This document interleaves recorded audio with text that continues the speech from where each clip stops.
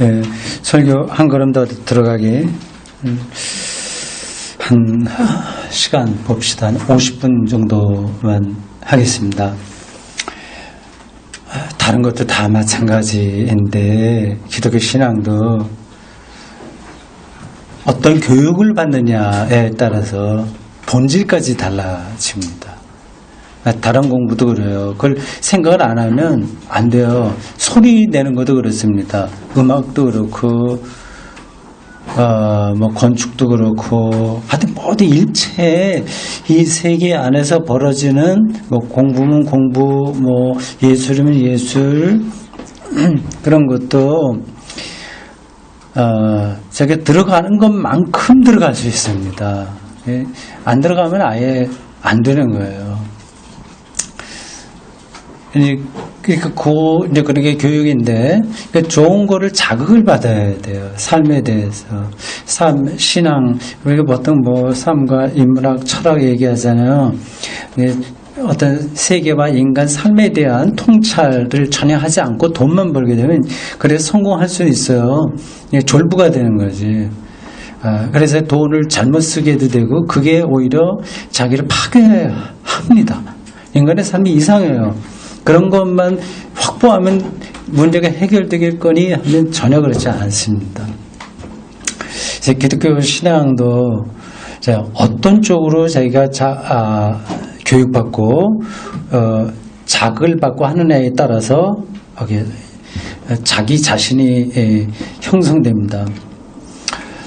일전에 우연하게 유튜브에 보면은 뭐 찾기 위해서 들어갔다 보면 다른 게 또 연결되지 않습니까?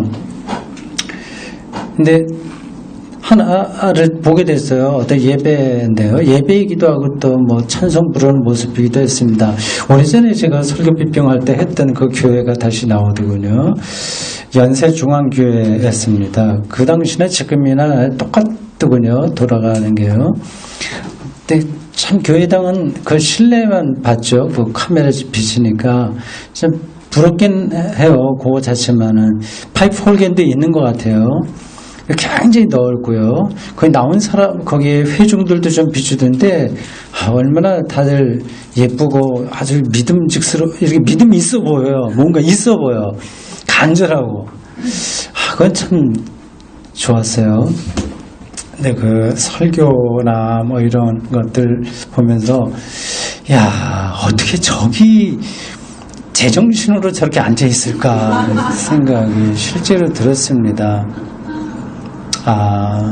그냥 약간 이상하면 제가 얘기하지 않습니다. 이거는 영혼이 사는 게 아니라 파괴되는 거예요.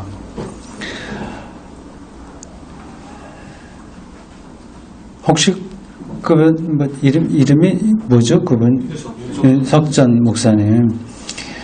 제가 설교 비평할 때 베스트 뭐 5사람, 또 워스트 가장 나쁜 5사람 이렇게 재밌으라고 어느 목사님들 모임에 가서 얘기하기도 했습니다. 근데 워스트의 탑은 윤석전 목사였어요. 그리고 거기 청소년들도 많이 있어요. 그건 뭐 그런 방식으로 세상을 배우게 되면 영혼이 정말 뭐라고 해야 될까? 하여튼 뭐 좀 좋지 않습니다. 그러니까 어떤 교육을 받느냐 하는 게 중요한데, 그래서 기독교에서도 좋은 책을 이제 자꾸 읽어야 되는 거예요. 근데 그게 어떤 분들은 뭐 교회만 열심히 다니면 되지 하는데 그렇지 않습니다. 그런 쪽으로 여러분들 꾸준하게 좀 생각을 하시는 게 좋겠습니다. 그래서 인문학적으로 어떤 바탕이 있을 때 신앙도 건강하게 되는 거죠. 오늘 그 설교문에 나와 있는 그 잔치, 임금, 거절하는 거, 그게 마태복음하고 누가복음에 같이 나왔어요. 근데 마태복음은 좀 과격하게 표현되어 있습니다. 마치 전쟁하는 모습과 같습니다. 근데 그게 설교 시간에 간단하게 얘기했습니다만은 70년 내에 일어났던 그 전쟁이 많은 영향을 끼쳤어요. 구약 성경, 여러분, 어떤 글이든지 이게 다 어떤 큰 사건이 있을 때 나오지, 그렇지 않으면 글을 쓰지도 않습니다. 그러니까 구약도 그 많은 성경들이 있는데, 그거를 그렇게 글을 쓰게 된 어떤 이유들이 있는 거예요. 그 사건들이 있어요. 구약에서 가장 중요한 사건은 기원전 587년에 있었던 바벨론 포로 사건입니다. 예루살렘이 완전히 망한 거죠. 이건 뭐 아주 자연스러운 겁니다. 그건 제가 여러 번 얘기했기 때문에 뭐 어떤 분들은 지루할 거예요. 근데 그렇지 듣지 않은 분들을 위해서 그냥 간략하게만 얘기하겠습니다. 하나님의 백성이라고 자기들이 생각을 하고 살았는데 근데 다 망해버린 거예요. 이게 이해가 안 되는 거지. 하나님이 전능하신 분이고, 그리고 자기들이 하나님의 백성이라고 한다면 지켜줘야 되는데, 그게 아니라 완전히 다 망해버렸으니, 그럼 둘 중에 하나예요. 하나는 하나님이 전능하지 않든지, 혹은 자기들이 하나님의 백성이 아니든지 해야만 이 사태가 해명되는 거 아니겠습니까? 이런 문제의식 가운데서 성경이 나왔습니다. 욥기만 하더라도 그래요. 근데 욥기만 아니라 모든 성경이 다 그렇습니다. 욥기 이전까지는 뭐 지혜 문서, 지혜 사상이 유대교를 끌어가는 핵심이었습니다. 그러니까 하나님 말씀 잘 듣고 그렇게 살면 잘 될 거야. 아니면 지혜 전통이기도 하고 신명기 사적인 전통이에요. 그게 역사 철학이거든요. 관점이거든요. 어떤 관점으로 보느냐는 그러한 세계관입니다. 그게 신명기적인 세계관이 있는 거예요. 보통 지금도 뭐 역사를 얘기할 때 민중사관이다 뭐다 뭐 그렇게 얘기하고 경제를 말할 때도 케인즈 학파가 어떻고 뭐 학파가 어떻고 그런 얘기 많이 하고 있지 않습니까? 그런 것들을 해석하는 어떤 관점들을 이야기하는 겁니다. 그래서 성경도 그런 관점들이 있는 거예요. 그 종말론이라고 하는 거, 이것도 이 세계를 역사적으로 이해하면서 이 헬라 사상이나 로마 사상이 많은 거 학자들이 얘기하는 거하고 다른 방식으로 이 세계를 보는 관점, 이게 이제 종말론이죠. 종말론의 어떤 그 통찰에 자극을 준 것은 묵시문학이고요. 굉장히 포괄적인 히브리 사상과 헬라 사상과 라틴 철학, 인문학, 예술, 그리고 초기 기독교 공동체의 예수에 대한 고유한 경험들, 그런 것들이 복합적으로 돼서 기독교가 출생을 했고 출현을 했고 그 안에서 기록된 문헌들이 신약성경입니다. 툭 떨어진 게 아니에요, 하늘에서. 그러한 인문학적 배경, 역사와 인간의 사유와 어떤 미술품이라고 하더라도 거기에 다 사상이 들어간 거 아니겠어요? 예? 잘 그렸네, 안 그렸네가 문제가 아니라 그런 방식으로 예술 활동을 하면서 뭘 그 예술가가 바라봤냐 하는 게 중요한 거 아니겠습니까? 그래서 성경도 그렇다는 거고요. 여기서 제가 많은 이야기할 거리가 있는데 예술가 얘기 나오니까 그래요. 미켈란젤로, 레오나르도 다빈치, 루터에 대해서 요즘 제가 매일 묵상을 쓰고 있는데 그 시대가 바로 미켈란젤로, 라파엘로가 활동하던 시스티나 성당의 천정화와 벽화를 그리던 그 시절입니다. 그러니까 아까 설교 중에 잠깐 언급한 그 교황 레오 10세, 이 사람이 면죄부를 팔기 시작한 교황이거든요. 그리고 루터에게 파문 교서를 내린 사람이고, 그리고 한 걸음 더 나가서 1521년도 1월에 그를 출교시킨 사람이기도 합니다. 레오요. 그 레오가 정말 잘한 거야. 그렇게 했기 때문에 루터가 나온 거 아니겠어요? 역사라고 하는 게 이상해서 뭐 이게 이렇게 저렇게 맞물려 갖고 없으면 좋았을 텐데 그게 좀 흉악한 좀 그런 것들이, 근데 그게 있음으로써 오히려 더 역사가 발전하기도 합니다. 근데 그 시대에 르네상스가 한창 무르익을 때 이 레오 황제가 르네상스의 기운을 피렌체와 로마에서 다시 한번 불러일으키고 주로 이제 로마죠. 그러나 피렌체에 다시 한번 이 레오 교황이죠. 황제 교황 엇갈려서 얘기했나요? 교황이라고 말 잘했나요? 황제라고 혹시 얘기하지 않나요? 이 교황, 이 사람이 이 피렌체의 메디치 가문의 넷째 아들이에요. 메디치가 피렌체를 아주 굉장히 큰 도시 국가로 만든 가문 유명한 가문이거든요. 근데 그 아들들이 일어서 힘을 잃어서 여기저기 흩어져 있다가 이 레오가 어쨌든 추경이 됐다가 나중에 또 교황까지 돼요. 근데 그 시대를 보면 그 시대에 루터는 정말 별 볼 일 없는 사람이에요. 게임이 안 되는 거예요. 저 변방에 있는 촌 구석에 있는 그런 사제에 불과한데 이 레오를 중심으로 한 교황과 그리고 그 당시 학문도 굉장히 많이 발전했어요. 그것에 비교하면 게임이 안 되는데 결국 역사는 이제 다르게 흐르게 된 거죠.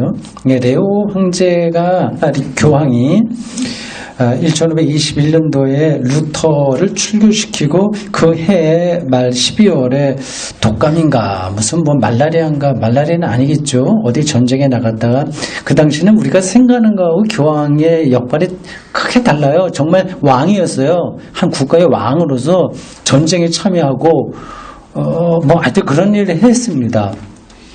이 사람은 좀 문약한 차원이에요. 예술, 학문, 철학 이런 것들을 많이 융성시켰는데 이 로마 가톨릭의 영성에 대해서는 별로 관심이 없고 그래서 어떤 비판하는 사람은 저 교황은 기독교인이 아니었던 것 같아 얘기합니다.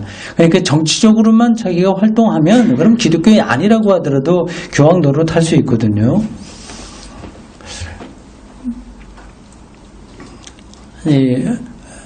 그 시대에 루터가 활동하는 거예요. 근데 그런 것들이 제가 뭐 16세기 이야기하고 있습니다만은 예수님 당시 초기 기독교가 형성될 때 그 당시에도 로마 문명, 헬라 등등 신 플라톤 사상 그런 것들 그리고 히브리인들의 구약 사상 그런 것들이 아주 굉장히 큰 물결이 소용돌이 치듯이 하던 시대였습니다.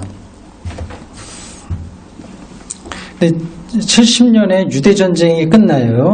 네, 그게 이제 초기 기독교를 형성하는데 굉장히 중요한 어떤 기점이 됐습니다. 그래서 제가 바벨론 포로 기원전 587년 얘기했죠. 그러니까 왜 세상이 이따위로 돌아가는 거야 하는 문제의식인 거예요. 왜 이렇게 되는 건 말이 안 돼. 하나님 없어. 그것에 대해서 대답한 게 이제 구약성경이에요. 여전히 하나님이 전능하고 너희들은 하나님의 백성이야. 너희들의 운명이 이렇게 된 것은 창세기 앞부분에 나온 걸로 보면 어떤 대답이 나올지는 알죠. 인간의 죄 때문에 너희들의 죄 때문이야. 하나님 뜻을 똑바로 따르지 못해서 그러니까 다시 돌아서서 하나님 뜻대로 하면 너희들을 하나님께서 불러내셔서 해방시키고 하실 거야. 이제 그런 것들을 이제 이스라엘 민중들에게 전하기 위해서 선지자들이 옛날에 있었던 자기들 고대 역사를 끌어들이면서 이야기를 기록한 게 모세오경 이런 것이죠. 신약에서는 70년 이제 그겁니다. 이야기를 너무 확대 옆으로 나가지 말고 좀 줄여야 되겠습니다. 마태복음 기자가 이 임금의 잔치를 베풀고 사람들이 회피했다고 하는 그 이야기를 누가복음에 비해서 거의 비교할 수 없을 정도로 과격하게 그렇게 전쟁처럼 묘사한 것은 기원 후 70년에 있었던 유대전쟁의 영향을 받은 결과다. 그렇게 학자들이 보고 있는데 맞는 것 같습니다. 여기 청함을 받은 자와 이제 설교 제목이 청함을 받은 자와 이제 택함을 받은 자입니다. 근데 말은 이제 그렇게 제목을 정하게 했는데 이게 그래서 설교에서 뭐 대충 제가 할 말은 다 했습니다. 요거는 이제 다른 식으로 비유적으로 설명을 해야 되겠어요. 근데 이러한 것들을 여러분들이 자주 들어야 될 겁니다. 특별히 우리 젊은 친구들은 앞이 세상이 잘 안 보일 거래요. 자기 앞에 있는 문제에 눈이 가려서 다른 거를 좀 생각할 겨를이 없어요. 그냥 물이 흘러가듯이 그렇게 흙탕물이 흘러가듯이 갑니다. 제가 나쁜 뜻으로 드리는 게 아니니까 이해를 하십시오. 그래서 청년 시절에 사춘기 시절 그럴 때 좀 생각이 조금 바뀌는데 그때 충분하게 어떤 생각할 수 있는 계기들을 선생들이 제시하거나 부모들이 제시해 줌으로써 눈이 뜨일 수 있고요. 눈이 맑아질 수 있고요. 밝아질 수 있는 거죠. 우리가 사는 이런 것들이 정말 중요하긴 하지만 이런 것으로가 아니다 하는 것을 어렸을 때 그걸 눈을 떠야 됩니다. 이게 조금 뛰어난 아이들은 그때 해요. 그래서 시인도 되고 뭐 미술가도 되고 뭐 등등도 되고 또 수도사도 되고 그럽니다. 네, 일반적으로 잘 못 그러죠. 이제 그런 것들을 문학적으로도 많이 표현하고 있잖아요. 갈매기의 꿈 같은 데 보면 높이 나르는 새가 갈매기의 꿈 리차드 바크가 쓴 책입니다. 그러니까 높이 나르는 갈매기가 멀리 본다 이런 경구들이 많이 나와요. 근데 이렇게 말장난처럼 들려요. 어떤 사람들에게는. 그러나 그걸 아는 사람들은 이제 그걸 뚫어보는 거죠. 근데 그런 것들이 젊었을 때 10대 중반 이후부터 아주 젊었을 때 계속 민감하게 자극을 받아야 돼요. 그러면 이게 계속 그게 열리는 거고 다치면 그 다음엔 열리기 힘듭니다. 근데 그런 것들이 축적되고 하면 이제 그 다음엔 동양 문헌까지 이해를 하게 돼요. 무위, 무불이라든지 뭐 도가도 비상도라든지 이런 표현들이 확 들어오게 되는 거예요. 이제 젊었을 때 그게 안 들어올 거래요. 저게 지금 무슨 얘기하는 건가? 도를 도라고 규정하면 이미 도가 아니다. 그러면 도가 도대체 뭐냐? 말장난이다 생각을 하는데 그거는 말장난이 아니라 세계를 저걸 뚫어보기 때문에 나오는 말들입니다. 그거는 뚫어보지 않으면 안 되는 거죠. 이제 그렇게 돼야 우리가 모두가 다 철학자가 되거나 신학자가 되는 게 아니지만 일단 내가 알지 못하는 방식으로 세계가 작동되고 있고 그 깊이가 있구나 하는 거를 좀 눈치를 어느 정도 채고 있어야 그래야 이제 하나님에 대해서 그때서야 정말 관심이 가게 되는 겁니다. 그렇지 않으면 하나님은 도구가 돼버려요. 믿습니다. 어떻게 고쳐 주십시오, 복 주십시오 해서 기도하니까 되는 것 같아. 50%예요. 모든 건 다. 될 수도 있고 안 될 수도 있는 거예요. 50%야. 50% 된 것만 자기가 붙들고 있는 거예요.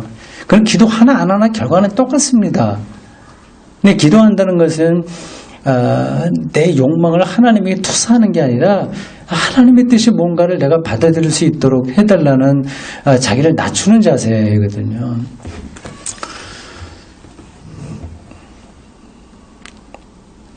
그 세계가 정말 이상하구나. 그 눈치를 채야 돼. 일단 요술과 같다, 마술과 같다고 해서 생각을 해야 돼요.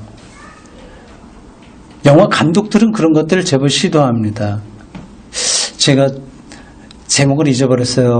이런 영화가 있다고 하던데 윤영희 집사님 딸 이제 영화 감독 꿈이잖아요. 우리나라 지금 영화 많이 부흥기예요. 좀 좋겠어요. 그러면 레드 카펫도 밟나? 뭐 그런 거 가서 박수 치고. 네, 그런 영화가 있다고 합니다. 제가 보지 못했어요. 어떤 남자 주인공인데 완전히 영화 세트장이야. 그게 자기는 몰라. 근데 감독이야. 카메라가 완전히 세트장, 리얼 쇼 비슷한 거예요. 실질적으로 일어나는 것 같은데 자기만 모르지 나머지는 다 배우야. 태어날 때부터 계속 그렇게 실험적으로 돼버렸어요. 그러니까 자기에게는 그게 현실인데 연극 세트장 안에서 이루어지는 겁니다. 다 나중에 그걸 알게 돼서 어떤 여자와 사랑하면서 그걸 탈출하는 그런 영화가 있습니다. 유명한 영화인데 제목. 맞아요. 트루먼 쇼. 제목 확실하죠? 네. 맞아요. 트루먼 쇼 맞는 것 같습니다. 그러니까 그게 재미만 얘기하려고 하는 재미가 아니야. 재미도 재밌게 만들지만 그걸 뚫어보는 거예요. 이 세계가 내가 알고 있었던 거하고 다른 세계일 수 있네 하는 거죠. 그 비슷한 영화들은 많이 있습니다. 영화만 아니라 철학자들은 다 그거를 붙들고 있어요. 제가 여러 번 우리 이렇게 소개한 철학책, 소설책이요. 우리 딸 둘째 딸 중학교 1학년 때인가 읽으라고 해서 열심히 읽었어요. 근데 읽어도 소용이 없네. 지금 뭐 전혀 관심 없이 사네. 네, 소피의 세계. 그때는 읽고서 뭔가 자기 느낌이 왔었던 것 같아. 그러면서 하더니 그게 계속 안 되네요. 근데 제가 책임을 이제 부모로서 그래도 뭐 남아 있어요. 지금 조금 아주 완전히 또라이는 아니고 그래도 좀 생각을 하긴 하는데 그래도 좀 내 입장에서 좀 더 답답하지. 만나면 아버지가 딸하고 그런 것들 얘기하고 뭐 이렇게 등등 하면 좋은데 관심이 다른 데 있는 거예요. 그래도 뭐 좀 가능성은 있긴 있습니다. 소피의 세계 그런 것들도 시간을 오가면서 철학자와 아버지와 딸과 뭐 하면서 대화를 하면서 철학에 대한 이야기를 쭉 걸어가거든요. 그런 내가 모르는 어떤 게 있네라고 하는 그런 것들을 눈치채야만 일단 선생이 하는 일들을 학생들에게 그걸 눈치채게 해야 돼. 그걸 먹일 수는 없어요. 그걸 이게 선생이 일단 거기를 봐야 돼. 그래서 자꾸 선생이 보고 있는데 뭐가 있는 것 같아. 나도 찾아봐야 되겠네. 그런 마음에 들게 하는 게 교육의 본질입니다.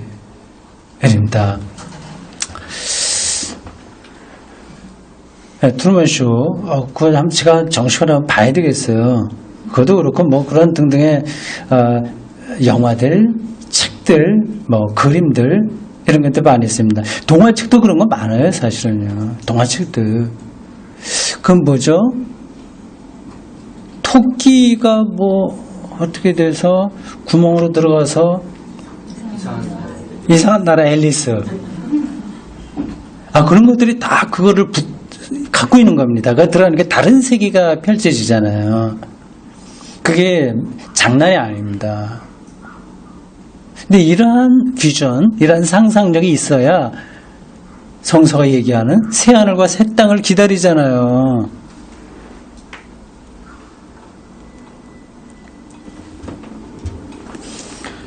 청원과 택함이라고 하는 주제였습니다. 그걸 이제 소리하고 연관시켜서 좀 생각해 봤습니다. 소리꾼들이요. 소리를 배워야 되잖아. 연습 많이 하잖아요. 누구나 다 소리를 배우려고 창이죠. 말하자면 서편제다 뭐다 하는 거죠. 서편제라고 하는 영화를 보셨죠? 저도 아주 젊었을 때 봤는데 좀 감동적이었습니다. 그 아버지가 아들 하나하고 딸이 있는데 소리를 가르치려고 하는데 이 아들 녀석은 자꾸만 좀 잘 안 하려고 그래요. 뭐 흉내내다 말다 그래요. 딸도 안 될 것 같으니까 아버지가 딸에게 어떤 비상약인가를 먹여서 눈을 멀게 합니다. 다른 관심을 끄고 소리에 집중하게 하는 거죠. 아주 비정한 모습이긴 한데 어떤 소리의 세계에 들어가려면 다른 건 이제 끊어야 된다고 하는 그런 거를 그 아버지가 말을 하네요. 근데 소리를 누구나 다 배우긴 하는데 득음하는 거는 소수예요. 음을 얻는다고 하는 건데 소리를 잘 낸다 안 낸다가 아니라 소리와 하나 되는 겁니다. 소리를 실질적으로 느끼는 거예요. 그래서 득음하게 되면 그런 소리를 물론 자유자재로 내기도 하죠. 근데 그거는 그 경계를 구분하기 쉽지 않아요. 뭐 서양 노래도 마찬가지예요. 리트를 한다거나 뭐 아리아를 한다거나 뭐 그쪽의 발성법하고 우리의 발성법의 차이가 있는데 어쨌든 뭐 양쪽 다 득음으로 가려고 하는 거죠. 소리를 자유자재로 내는 건데, 근데 저 사람이 기술적으로 소리만 잘 내고 노래만 잘 부르냐, 아니면 정말 소리의 세계로 존재론적인 이 소리의 세계로 들어갔냐 하는 걸 구분하기는 쉽지 않습니다. 근데 그거는 또 고수가 볼 때만 그게 보이는 거죠. 근데 그게 있는 건 분명한 거예요. 근데 경계가 딱 끊어지는 건 아니고 걸쳐 있어요.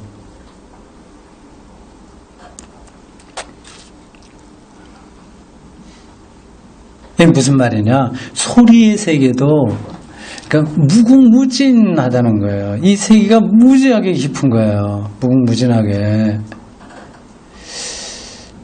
예, 하나님 경험이 바로 그와 같은 겁니다. 그러니까 절대적인 거죠. 무궁무진하다고 하는 거, 이거를 어떻게 조금 일상적으로 설명을 할 수 있을까요? 지금 제 앞으로 모기 한 마리가 지나갔습니다. 모기 한 마리. 장자가 그런 얘기를 했어요. 이것도 또 한 얘기지만 뭐 안 들은 분이 있어서 또 합니다. 하루살이 혹은 이 모기 한 마리하고 코끼리하고 무게가 같다. 이렇게 봤어요. 이렇게 말했습니다. 말이 안 되는 거지만, 그냥 우리가 생각하면 말이 안 되는 거지만, 존재 차원에서 보면은 이거는 옳은 이야기인 거예요. 하루살이 모기도 있는 거고, 존재하는 거고, 코끼리도 존재하는 거예요. 그렇지, 생명으로 또 존재하는 거예요. 거기에는 높낮이가 있을 수가 없습니다. 금성이나 화성이나 가서 모기 한 마리 누가 발견했다고 생각해 보세요. 이거는 엄청난 사건입니다. 그 모기 한 마리 있는 거나 지금 우리 생명세계에 있는 거나 지구에서 벌어지는 거나 사실은 생명이 있다고 하는 차원에서는 같은 거죠. 그래서 소리를 존재론적으로 그 깊이에서 느끼는 것. 만약에 그런 것들을 느끼면 뭐 다른 게 없어도 하나도 부러울 게 없을 겁니다. 그래서 동양의 많은 스승들은 그런 데서 깨우침을 받았어요.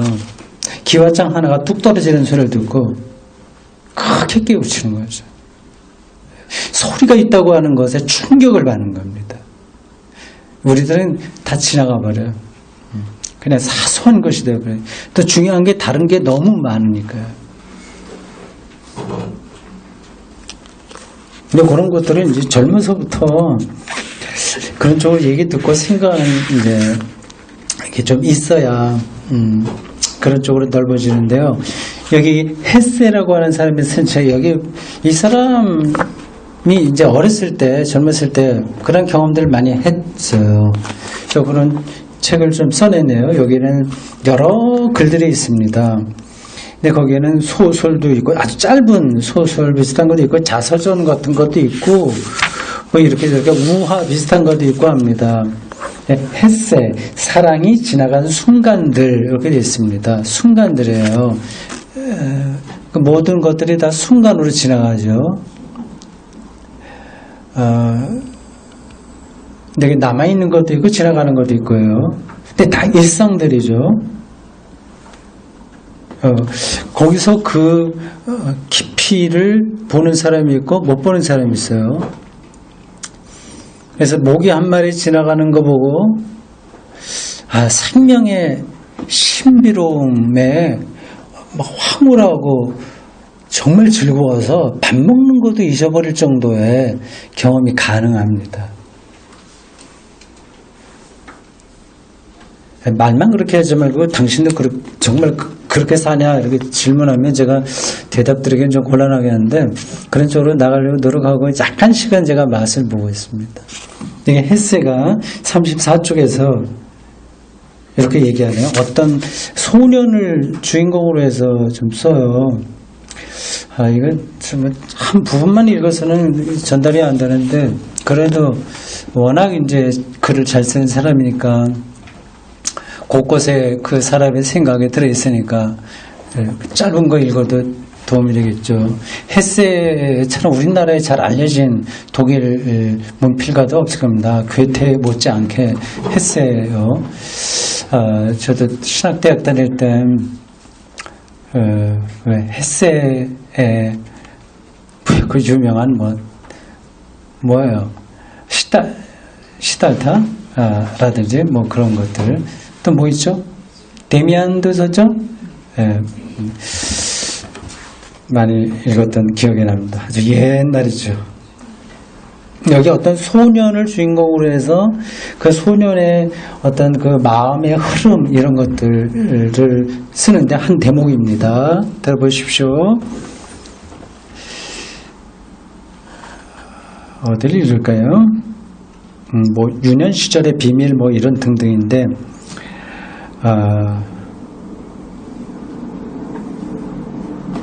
들어보십시오. 한 2분 정도 읽을 수 있을 것 같습니다. 비록 강함과 약함이 모두 동일하지 않다고 하더라도 소년들은 그렇게 느꼈다. 대부분 소년이 글자 읽기를 채 배우기도 전에 이러한 모든 것은 이미 사라져 없어지거나 애초에 없었던 것으로 여겨지기 쉽다. 몇몇 사람에게는 유년 시절의 비밀이 오랫동안 가까이 머물러 있기도 한다. 그들은 그 비밀에 대한 기억이나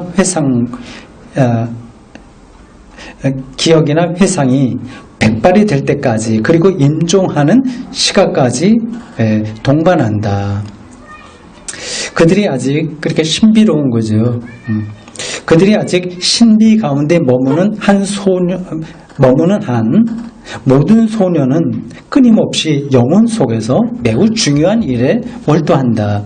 다 그런 경험들이 있죠. 소년 11살, 2살 조금 더 어려도 돼요. 부모의 세계는 따로 있고 그 소년만 영혼에서 어떻게 작동되는 그런 느낌들이 많이 있습니다. 아주 여러 가지 종류로 있어요. 그러니까 어쩌면 소년들은 몽롱한 상태에서 하는 겁니다. 우리 어른들이 생각하는 이런 현실하고는 다른 거죠. 뭐 저도 어렸을 때 소년 때 친구들하고 뭐 이렇게 좀 돌아다니면서 어릴 때는 어떻게 폐쇄된 공간에 자꾸만 들어가요. 왜 그런지 모르겠어요. 거기 들어가서 둘이 앉아서 뭐 얘기하면 재밌어요. 숲에 들어가도 숲속에 괜히 가시도 있고 한데 거기 들어가고 뭐 그런 집안에 있을 때도 하여튼 구석에 많이 장롱에도 들어가고 아니면 하여튼 뭐 그런 데 들어간 기억이 있네요. 몽롱한 거죠. 그들이 아직 신비 가운데 머무는 한 모든 소년은 끊임없이 영혼 속에서 매우 중요한 일에 몰두한다. 자기 자신과 다른 사람의 세계에 대한 수수께끼 같은 연관성에 열중한다. 그래서 어린 소년들은 자기 여선생에 대한 환상 이런 것도 많이 하게 되겠죠. 구도자와 현자는 도를 완성함으로써 이러한 일로 다시 돌아온다. 소년과 같은 그 세계로 돌아온다는 거예요. 몽환적인 거죠. 그러나 대부분 사람들은 진실로 중요시해야 할 내면의 세계를 너무 일찍 포기하고 버리고 근심과 원망 그리고 목적에 둘러싸인 이것저것 목적 해야 될 일들에 둘러싸인 가지각색의 생각 속에서 일생 동안 혼돈스럽게 살아간다.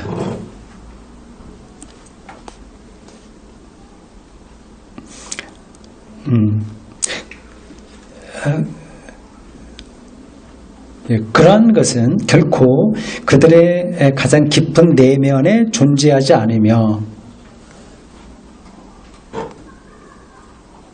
그러한 것이라고 하는 것은 그 내면의 세계 그런 것들이 없어지는 거예요. 그들에게 그게 없는 거죠. 그것을 다시 내면으로 영혼의 집으로 데려올 수는 없다. 이미 그렇게 돼버리면 그는 돌아가지 못하는 거죠.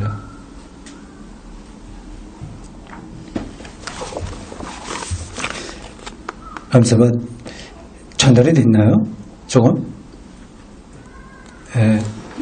우리는 너무 분명히 뭘 아는 것처럼 자꾸만, 그래서 프로그램 딱 계산해서 로드맵 해서 이렇게 들어오지 않으면 안 되는 것 같아. 근데 여기 현자와 구도자는 소년과 같은 고유한 그런 세계를 붙들고 글로 돌아간다는 거 아니겠습니까? 이건 좀 생각하는 사람들은 다 동의하는 바입니다. 소피 세계 그것도 사실은 그런 거예요. 그 바람이 지나가 그 현실에서. 근데 그게 오래전 어떤 철학의 세계에서 말했던 어떤 것이 뭐 온 거 뭐 그런 걸로 생각도 하고, 그 어린아이와 같은 단순함 속에서 세계를 경험하는 거죠.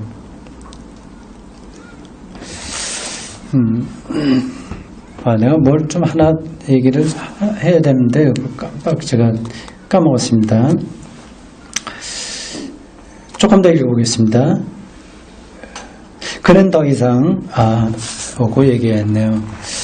다른 소설이나 이런 데도 그런 것들이 다 들어있다고 하는 거를 말하려고 한 건데요. 그러니까 우리 너무 이제 굳어져 있는 거야. 그러니까 목사 예를 들자면, 목사는 교회 키워야 돼. 그래서 큰 교회 목사라고 하는 것이 그냥 젖어버렸어요. 그러니까 하나님에 대해서 관심이 없는 거예요. 그러니까 구원에 대해서 관심이 없는 거죠. 이런 방식으로 이제 돌아갑니다. 아니, 뭐, 그 세상이 그런 건데, 그래야지 즐거운데, 전혀 그러지 않습니다. 근데 그게 준비가 되지 않으면, 이게 헝클어져 갖고 아무것도 안 돼. 뒤죽박죽 아무것도 안 돼요. 혹시 여러분들이 읽으셨는지 모르겠습니다만은, 성자가 된 청소부라고 하는 책이 있어요. 근데 그 사람이 우여곡절을 거쳐서 이제 매일 아침에 일어나서 청소를 하는데, 그 청소 행위 자체가 그 사람에겐 도가 된 거야. 그 사람의 삶을 가능하게 하는, 그리고 희열과 자유와 평화에 들어가게 되는 그 길이 된 거예요.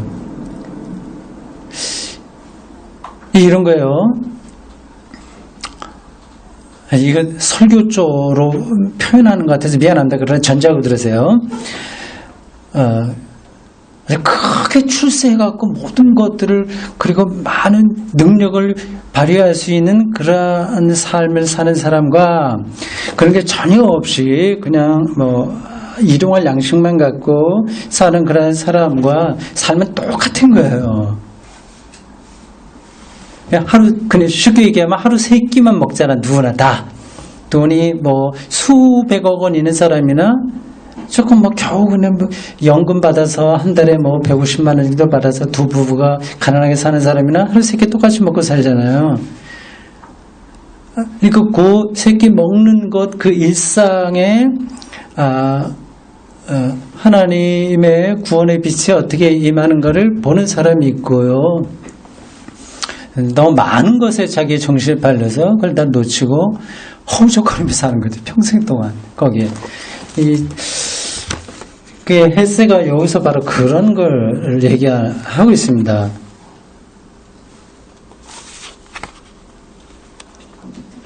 그렇죠? 그러니까 대부분의 사람들은 진실로 중요하게 생각해야 될 내면의 세계를 너무 일찍 포기해버리고, 근심과 원망, 이런 좋은 뜻은 어디나, 이것도 해야 되고 저것도 해야 되고 온 것들이요. 그리고 목적 뭘 이루어야 되고 하는 것에 가지각색의 생각 속에서 일생 동안 혼돈스럽게 살아간다. 그런 얘기 맞다고 생각합니다.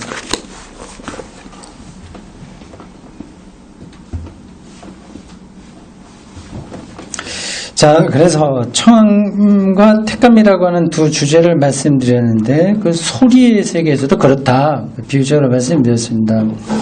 그러니까 우리가 소리의 세계에 존재의 차원에서 들어간 사람이 있고 그걸 흉내내는 사람이 있는 거예요. 그러니까 여기서 이 땅 위에서 우리가 사는 거 어떻게 보면은 뭐 크기도 하고 별거 아니기도 한데 여기에 생명의 풍요, 이렇게 자유와 평화, 기쁨 이런 세계로 이제 들어가 사는 사람이 있고, 네, 그런 것하고 이제 단절돼서 사는 사람이 있는 거죠. 근데 현대 문명이 그런 것하고 점점 더 단절되게 만드는 경향이 많지 않나 이런 생각을 하게 됩니다. 이제 뭐 세상 얘기는 이제 그만하고 교회에 정리시켜서 뭐 간단하게만 정리하고 마치겠어요. 5분만 하면 끝나겠습니다. 교회가 너무 이제 관심이 너무 많은 거예요. 신자들도요. 온 세계를 다 선교의 대상으로 여기고 해야 될 것처럼 생각을 합니다. 그래서 교회를 다니면서도 지금 단순한 하나님에 대해서 집중한다기보다도 다른 것에 다 영혼을 소진시키는 경우가 사실 많습니다. 제가 지난 봄에 그 목사 공부라고 하는 그런 책을 내는데 그 다음에 제가 쓸 책을 이렇게 잡았어요. 목사의 구원. 과연 이제 목사에게서 구원은 뭐냐, 그러한 문제를 좀 집중적으로 얘기해 볼까 합니다. 그래서 사실은 목사만이 아니라 모든 신자들에게 다 해당되는 거죠. 그러니까 여기 헬스가 얘기하는 좀 이런 차원에서의 어떤 준비가 돼 있나, 뭐 헬스가 뭐 절대적이라고 하는 뜻으로 말씀드리는 건 아니고요. 최소한도 세계를 진지하고 내면의 세계를 확보하려고 하는 사람들이 다 뚫어보고 있는 그런 세계가 있냐, 아니면 우리가 완전히 약장수처럼 어떤 사업가처럼 그런 것에만 목사들이 빠져 있나, 그런 것들을 이렇게 저렇게 뭐 신학적인 바탕과 예수 그리스도 사건과 그런 인문학적인 그런 예술 뭐 그런 것들 같이 좀 포함해서 써야 되지 않을까 생각을 합니다.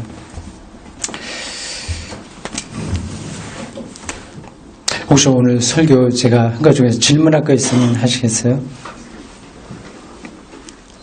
네, 저쪽에 한번 해보세요. 오늘 목사님이 말씀하신 그 옛사람의 과잉 속에 빠져서 살아가는 사람들이 결국은 하나님의 청함을 스스로 거절하기도 하고 택함을 받지 못하는 그 설교를 들으면서 조금 다른 생각을 한번 해가지고요.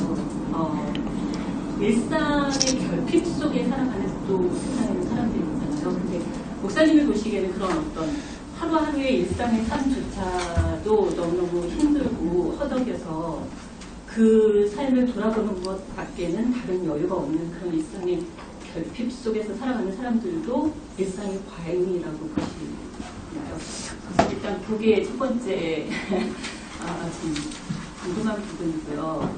또 하나는 만일 그런 좀 상상을 해봤는데 아까 그 예복을 입지 못해서 그 추청받았지만 결국 어둠 속에 내어 쫓겨서 결국 이를 갈며 물게 되기라고 했던 그 사람이, 그 예복을 입지 못했던 그 사람이 어떤 일상의 과잉 속에 빠져서 정말 그거 뭐죠? 자기 그 하나님이 추천하신 그 어떤 잔치에 제대로 예복을 가지고 오지 못한 사람이 아니라 일상의 결핍 속에서 정말 허덕이며 살다가 그러다가 잔치에 정말 예복조차도 입지 못하고 온 그런 사람이라면 그런 사람의 경우에는 과연 그런 하나님한테 그런 대접을 받게 되거나 그러니까 임금한테 그런 대접을 받게 된다면 얼마나 억울하고 얼마나 정말 그게 더 고통스러운 일이 될까라는 그런 생각을 해봤었거든요. 그래서 그 목사님이 말씀하신 그 예복을 입지 않은 사람에 대해서 저는 다른 상상을 아까 설교를 들으면서 잠깐 했었는데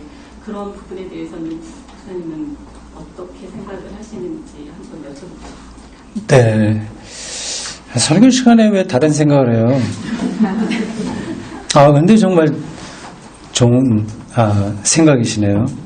생각 많이 하셔야 됩니다. 뭐 거기에 대해서 제가 딱 부러지게 어떤 대답을 드릴 수 있긴 수는 없습니다. 일상의 과잉과 결핍을 얘기했는데 일상 누려야 될 게 너무 많아서 거기에 관심을 많이 빠져버림으로써 결국 정말 중요한 그 생명의 자유와 평화, 삶의 의미 충만한 그런 것들을 놓쳐버리는 것만의 문제가 아니라 쫓기듯이 이제 먹고 살기도 힘들어서 그렇게 되는 것들을 일상의 결핍으로 보고 이것도 결국 우리 영혼이 손상되는 길인데 그 두 번째 해당하는 사람의 그거는 아마 그 사람의 책임이 아니라 이 사회 구조 이런 것도 있는데 너무 그걸 갖다가 비판하게 되면 좀 문제가 되지 않냐, 뭐 어떻게 되냐, 뭐 대충 그런 질문이죠. 두 개 다 일상이 우리의 삶을 깊이로 끌어가지 못하게 하는 건 분명한 것 같습니다. 그러나 근데 겉으로 드러난 것들 자체만은 문제가 아닌 거예요. 열심히 산다, 어떻게 자기가 하는 게 최선을 한다 이런 거야 다 해야 되는 거죠. 그다음에 거기에 이제 완전히 떨어져 버리느냐 아니냐고 하는 겁니다. 밭 일도 해야 되고 뭐 장가도 들어야 되고 사업도 해야 되고 그건 뭐 다 그렇죠. 그래서 제가 설교 중에서도 요 관계를 아직까지 명확하게 설명하기가 좀 조금 준비가 부족하다고 말씀드린 건데요. 그거는 딱 선을 그어서 되게 말하기는 힘든 겁니다. 다만 이렇게는 뭐 정리할 수 있습니다. 오늘 우리의 삶이 결국 오늘 헤세 이 말을 인용했는데 결국 그런 원초적이고 소년이었을 때 갖고 있었던 고유한 세계, 영혼 안에서 움직이던 그러한 세계들을 다 완전히 포기해버리고 일상 먹고 사는 문제에만 다 떨어져 버리고 있다. 현대 삶이. 결국 그런 것은 궁핍해지는 거고 이를 갈고 어두운 가운데서 슬퍼한다. 그거는 뭐 그대로 그건 맞습니다. 그 다음에 이제 결핍 문제 그런 것들은 그것도 같은 현상인데 뭐 한쪽이 과잉되니까 그거 여파로서 그런 일들이 벌어지고 그런 것들은 뭐 사회 경제 정의라든지 그런 차원에서 우리가 해결해야 될 문제예요. 사회 과학의 문제가 아닐까 하는 생각이 듭니다. 여기까지 저는 그 질문에 대한 대답을 하고 혹시 다른 질문 있어요?